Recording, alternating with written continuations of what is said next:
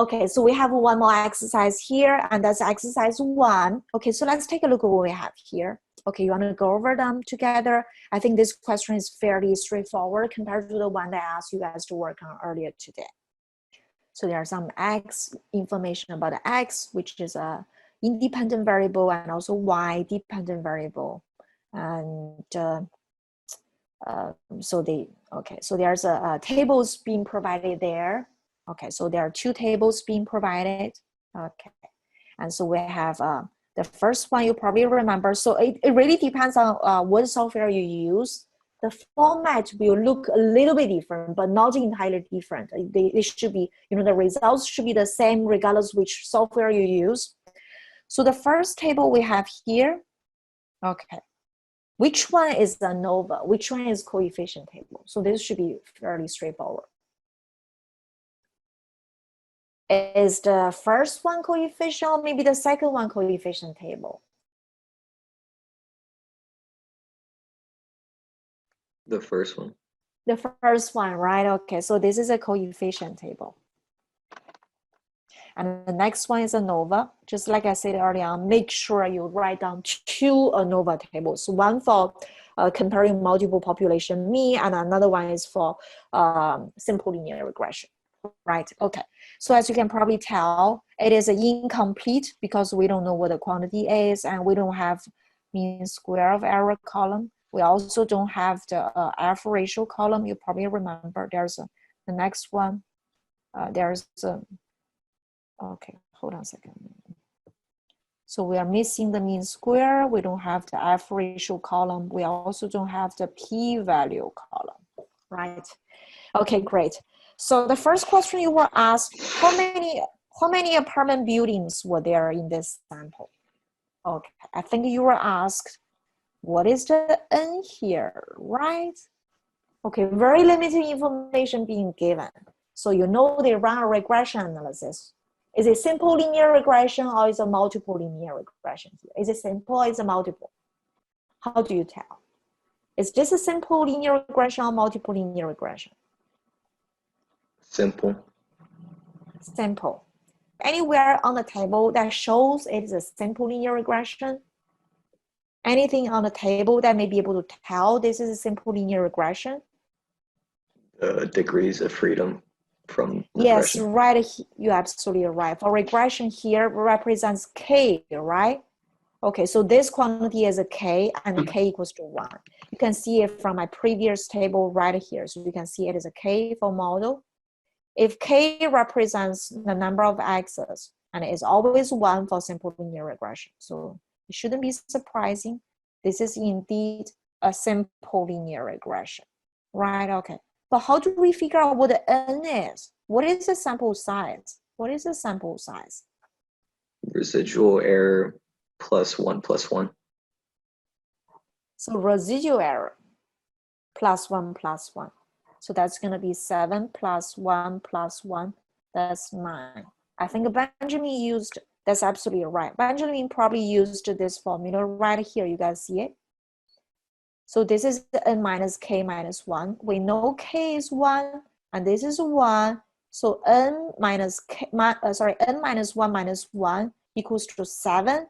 So we should be able to deduce N is 9, right? Okay, this is absolutely right. Alternatively, there is a slightly easier way to do it. You can use right here. So the total degrees of freedom is N minus 1. Okay, so let's take a look at what our N minus 1 is. Our N minus 1 is 8. So N is 9, right? So this is a different way to do it, but Benjamin is absolutely right. N minus 1 is 8. So N is 9. And that means the number of apartment buildings here for this question is used in this sample is indeed 9 apartment buildings. Is this part clear how I solved the part A? Okay, good. Part A is very straightforward. So the next one is this is a very common question I like to ask. Write down the estimate regression equation. You guys probably have already seen that for the COVID-19 example we did. Okay, so we have to write it out. In order to write it out, we're going to use the coefficient table, which is right here. So those are the quantities we need. Okay, I like to emphasize, it's very important you know what is an intercept and what is a slope. Very, very important. Okay, so sometimes some software might swap their location. They might switch them. That's why it's very important you know which one is which. So the x is clearly the slope. So this is the slope. And the constant, it means it is the intercept. So let's write it out. Okay, I'm gonna write it out here. So it's gonna be 20.00. I'm gonna carry 2 decimal places, 7.21. Okay, I like to write them in terms of words because those are gonna be more intuitive for me. So what I like to write down is, instead of writing out the x, instead of using x, what I like to do is I like to write out in words. I like to use annual growth. I think it's annual gross rent, right? Gross rent, gross. Okay, and that's gonna give us y, right? But I don't want to write y here, y. I don't want to write, sorry, I don't want to use y here.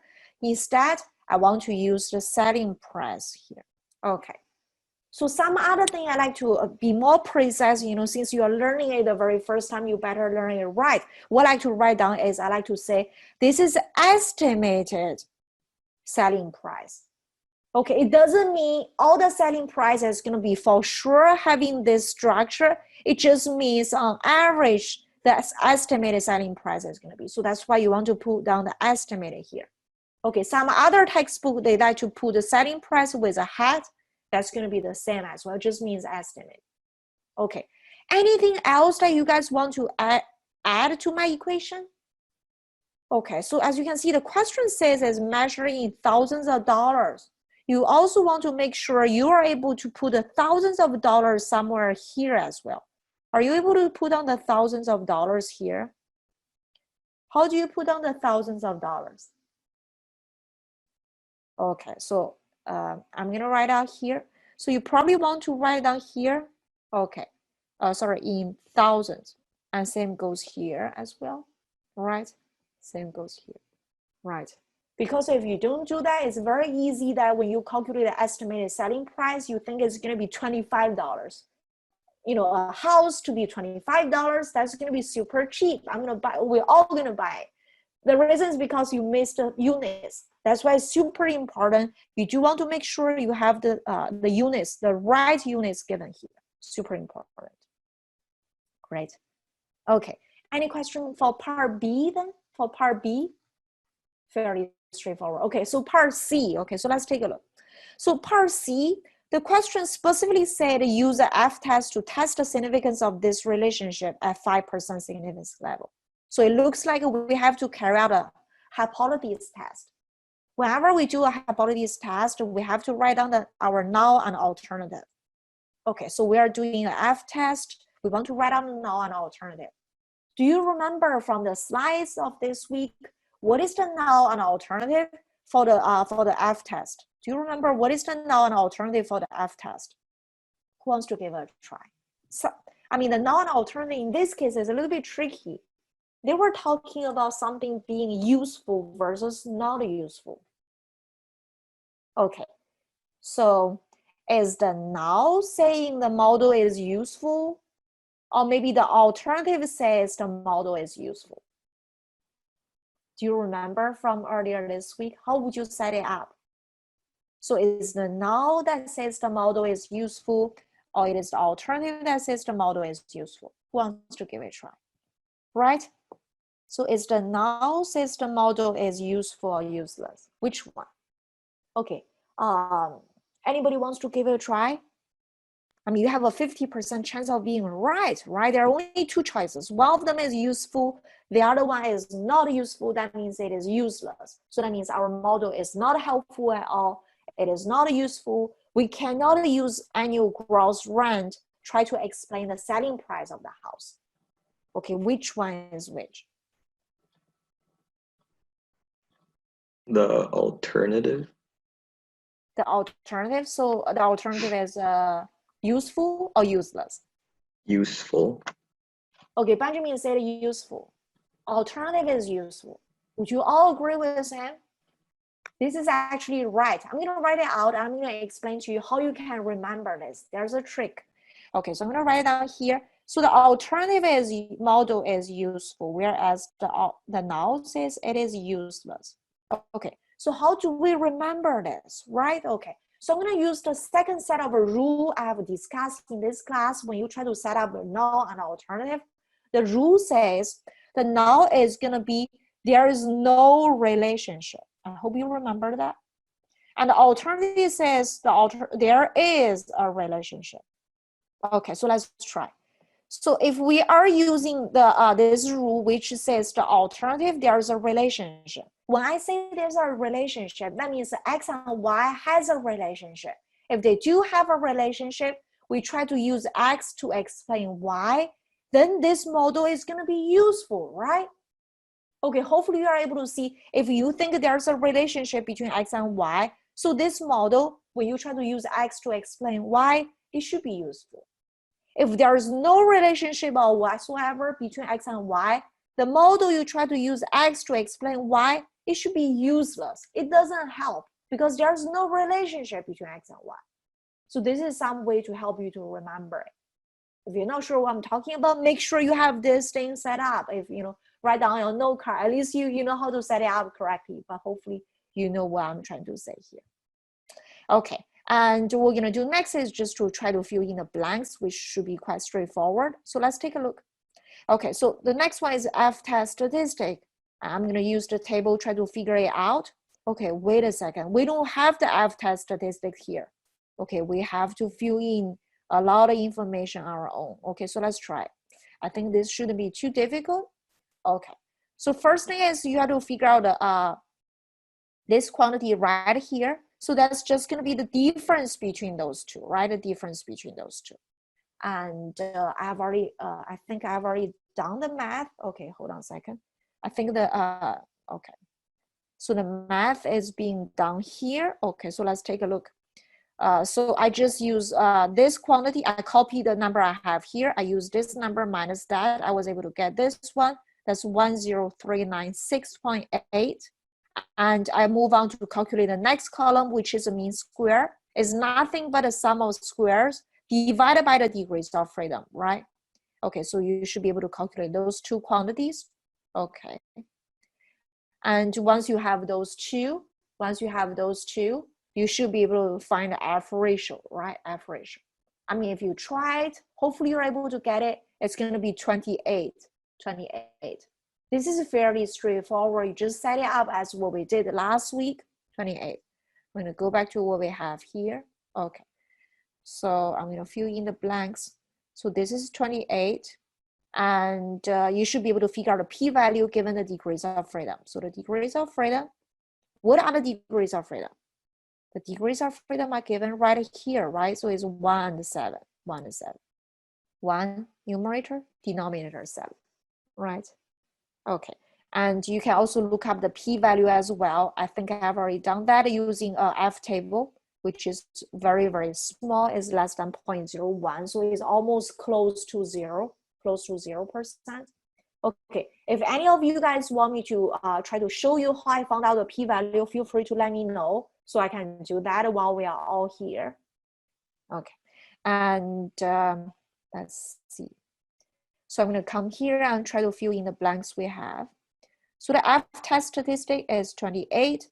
The p-value is less than 0.01. Okay, and the conclusion. So the conclusion I'm going to use is we are considering at 5% of a level of significance. So I'm just going to compare my p-value, which is very small. That's for sure less than 0.05 because it's already less than 0.01. So certainly it would be less than 5%, right? Okay. And then what we're going to do is we are going to reject the null. Okay, so I'm going to write down here. We're going to reject the null and we're going to conclude this model is significant, or the relationship between X and Y, between the rents and also the selling price is significant. Conclude the relationship is significant, right? Is significant. Questions? Can you actually show how you got the p-value really quickly?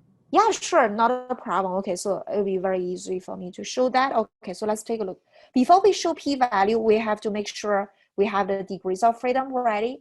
It's F test statistic, F distribution. So there are two different sets of degrees of freedom, the numerator and also the denominator, which is 1 and 7. We were able to find them from here and here. So this is the numerator, this is the denominator. And we have the F ratio, which was calculated using the relationship here and also here. Okay, so let's move on to our F table here. So F table is the very last table. Remember, all these tables are given to you guys during the exam. So F table is right here. So I think we are looking for numerator to be 1. So that's going to be this column right here. And the denominator is 7. So I'm going to move on to the next page. Okay. So that's going to be the numbers given right here. So as you can see, 1 and also 7, right? Great. Okay, so let's take a look. So what do we have here is, for F ratio, which is 3.59, the upper tail is 10%. For F ratio, which is 12.25, the upper tail, which is also the p-value, is 1%. Okay, so now what we want to do is we want to consider what we have. We have 28 F ratio, which is more than 12.25. Okay, so the p-value, if you go over the patterns we have here, as you can see, as the F ratio increases, the p-value actually drops. So if you increase to so high to 28, the p-value is going to be less than 0.01.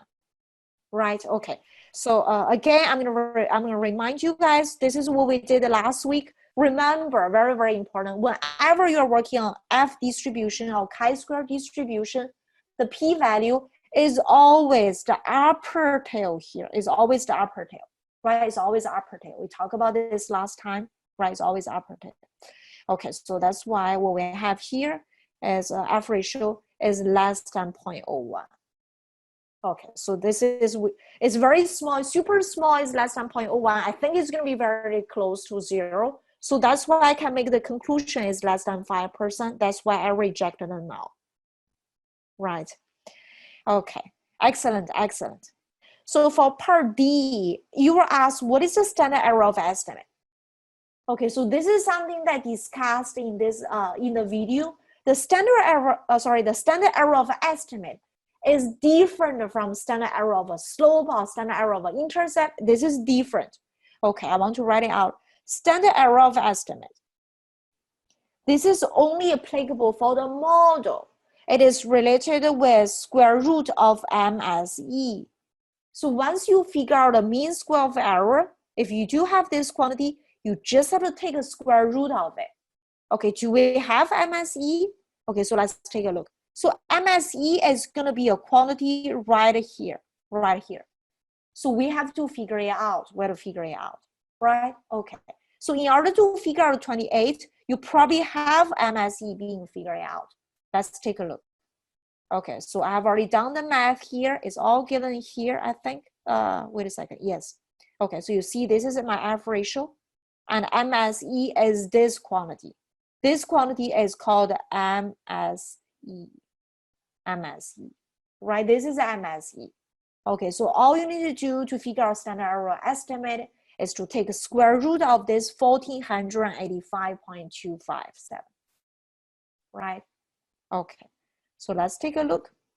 Okay, so how would you figure out the standard error of estimate? You just have to take a square root of that. So I've done that, and it's about 38.